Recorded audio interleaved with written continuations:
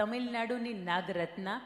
આ દીકરીની વાત મારે આપની વચ્ચે એટલા માટે મૂકવી છે કે તમને અનુભવ એવો થાય કે મારી જિંદગી છે ને રાજાશાહી જેવી જિંદગી છે.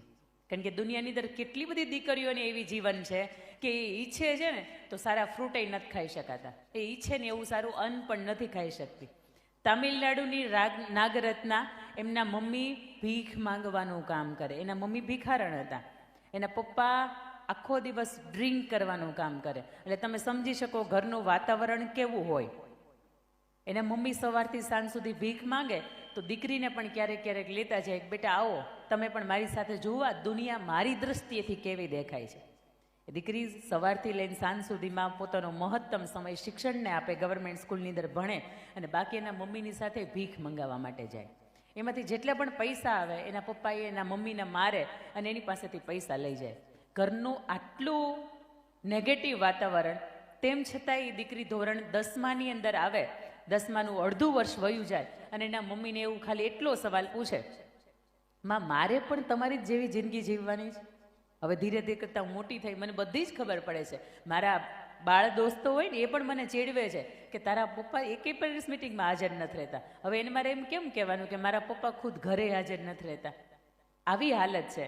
પણ મમ્મી મારે આપને એ પૂછવું છે, મારે તમારી જેવી જ જિંદગી જીવવાની છે? અને ત્યારે એના મમ્મીએ બહુ મજાની વાત કરીને ખાલી એટલું કહ્યું કે બેટા નહીં, તું ભણીશ ને તો તું તારી જિંદગીને બદલી શકીશ. હું અને તારા પપ્પા મારી જિંદગી હવે નથી બદલી શકવાના, પણ ભણતર એક જ માધ્યમ એવું છે, શિક્ષણ એક જ માધ્યમ એવું છે કે તમે તમારી જિંદગીને યુટર્ન અલગ અને શ્રેષ્ઠ દિશા તરફ આપી શકો છો.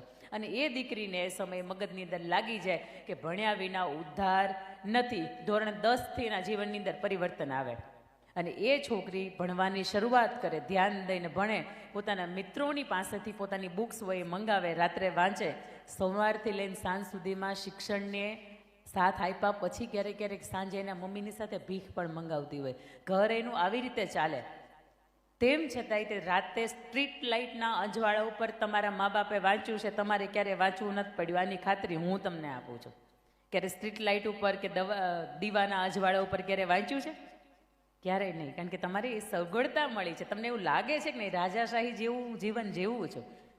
એ વ્યક્તિ, એ દીકરી સ્ટ્રીટ લાઇટના અજવાળે વાંચે, ઘરની અંદર દીવો નહીં, છત નહીં, કોઈ ઓઢવાની વસ્તુ નહીં, પહેરવાના 1 કે 2થી વધારે કોઈ જોડી કપડાં નહીં.